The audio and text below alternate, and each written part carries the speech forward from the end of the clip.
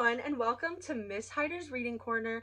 And we are back with the last day of our Courage Read Alouds. And today we are reading The Berenstain Bears Get Stage Fright by Stan and Jan Berenstain. On the way to school one day, Brother Bear, Sister Bear, and Cousin Freddie got to talking about an important subject: their teachers. "Teacher Bob is tough but fair," said Freddie, who was in the same class as Brother. Brother agreed. "How about your teacher?" he asked Sister. "Is she easy or hard?" "Teacher Jane isn't easy or hard," Sister said. "She's good." Then the bell rang and the cubs were ready for the school day. The reason Sister thought Teacher Jane was good was that she made things interesting. When they were learning to add and subtract, Teacher Jane set up a pretend store with play money and a toy cash register. It helped the cubs learn, and it was fun. When the class was studying words and ideas, they made posters. That helped them learn too. And sometimes, in reading class, instead of just reading from their books, they acted out the stories. That's what they were doing with Grizzly Stillskin, the story of the funny old elf bear who was sure that nobody could ever guess his name. Sister Bear was acting out the part of the miller's daughter, who becomes a princess and has to spin straw into gold. They had come to the part where the princess has one last chance to guess the elf bear's name. "Ah, good sir," read Sister in a loud, clear voice, "we've come to the end of our guessing game, because I say, Grizzly Stillskin is your name." That's when Grizzly Stillskin flies into a rage and disappears in a puff of smoke, and the princess lives happily ever after. "That was very good, class," said Teacher Jane. "So good, in fact, that I have a surprise for you. I'm in charge of the school play this year, and guess what? The play is going to be Grizzly Stillskin, and some of you will have parts in it."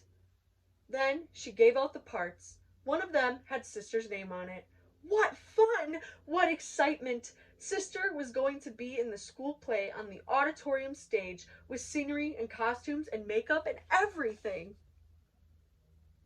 It turned out that Brother and Freddie had gotten parts too. Brother was going to be the woods bear, who finds out the elf bear's name, and Freddie was going to play the part of Grizzly Stillskin himself. "Who are you going to be?" Freddie asked Sister. When Sister, who hadn't even thought to look, turned to her part, it said, "The princess." "Wow," said Brother and Freddie. "That's the main part." "Well, how about that?" said Papa Bear when he heard the news. "My little princess is going to play the part of the princess. Say, we'd better tell Grizzly Gramps and Gran and Uncle Willie and Aunt Min." "Calm yourself, dear," said Mama, taking Papa aside. "Sister has a lot of work ahead of her, and she doesn't need a lot of fuss and excitement." Said Papa. "You are absolutely right, my dear." "Yeah, why all the fuss?" said Brother. "It's just a dopey school play. I already know my whole part. Hear me, oh princess. I was deep in the forest, and this is what I heard. The princess's firstborn shall be mine. If she had guesses 9 times 9, she could not win this guessing game, 'cause Grizzly Stillskin is my name." "See," he said. Nothing to it. But Sister wasn't so sure. She was beginning to feel a little bit nervous about the whole thing. The next day, when Teacher Jane asked Sister to take a message to the office, Sister decided to take a shortcut through the auditorium. She had been in the auditorium many times, of course, but she had never been on the stage.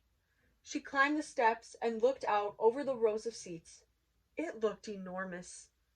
Then she imagined all the seats filled with everybody in the school, and Grizzly Gramps, and Gran, and Uncle Willie, and Aunt Min. It looked even more enormous. "Why the long face?" asked Brother on the way home from school. Sister told him she was worried about the play. "Relax," he said. "There's nothing to it. It's a piece of cake." "Why, I can do my part standing on my head, hanging from a tree branch, and from inside a hollow log. Cousin Freddie and the gang thought brother was pretty funny, but sister didn't even smile. That evening, sister's worries all came out. Reading a part in class just isn't the same as getting up in front of the whole school. And I have to learn it all by heart, she wailed. How am I ever going to do that? The same way you learn everything else, said Mama, line by line, page by page. Papa and I will help you. Besides, you already know lots of things by heart. The alphabet, dozens of songs and rhymes, the Pledge of Allegiance. Why, I bet you know enough things by heart to fill a book. You already know the story. All you have to do is learn the part and practice. That's what sister did. She learned her part line by line, page by page. And she practiced. She practiced in her room in front of her toys. She practiced in the field in front of her forest friends. She practiced in front of Mama and Papa. That was wonderful, sweetie, said Papa, applauding. Letter perfect. Yes, sighed sister, but practicing in front of my toys and forest friends and you and Mama just isn't the same as getting up on stage in front of the whole school. How do I practice for that? Sweetie, said Mama, there are some things in life you can't practice. You've just got to do them. But what if I get nervous and scared, she asked. Oh, but you will, said Mama. I will, she said. Of course, said Mama. Everybody gets nervous when they have to perform in front of an audience, even famous opera singers and star athletes. But if you know it's natural and you expect to be a little nervous, it won't really bother you that much, and you'll do yourself proud. And besides, she added, you'll be having a big rehearsal in the auditorium. That'll help. Now, where's that brother of yours? I've got to finish his costume.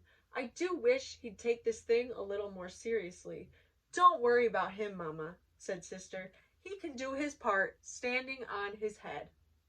The rehearsal did help, but an empty auditorium still wasn't the same as a real live audience. And now, at last, the moment had come. The curtain was opening on the Bear Country School's production of Grizzly Stillskin, and there was sister, all alone on the big stage looking out at the whole school, and Grizzly Gramps, and Gran, and Uncle Willie, and Aunt Min. It was a little scary, but it was also very exciting. Then she heard a loud, clear voice saying, I am the miller's daughter, and woe is me, for my father has told the king I can spin straw into gold, and in truth I cannot. It took her a split second to realize that the voice was hers. From there on, everything went beautifully. There was one little rough spot near the end when it was time for brother to do his part. He came on stage in his handsome woods bear costume, looked out at the hundreds of eyes staring at him, and completely forgot what he was supposed to say. I can't remember my lines, he whispered. Why don't you try standing on your head, whispered sister. But then she took pity on him and helped him with his lines. The play ended magnificently, with Grizzly Stillskin flying into a fury and disappearing in a puff of smoke. The applause was long and loud. After the show, Mama and Papa came backstage. Terrific show, said Papa. Terrific! Congratulations, said Mama, on a job well done. A piece of cake, said Princess Sister. So that is the end of that book and the end of our week of courage. I will see you next week where we do read alouds about taking care of yourself and others. Thank you so much for watching. Bye!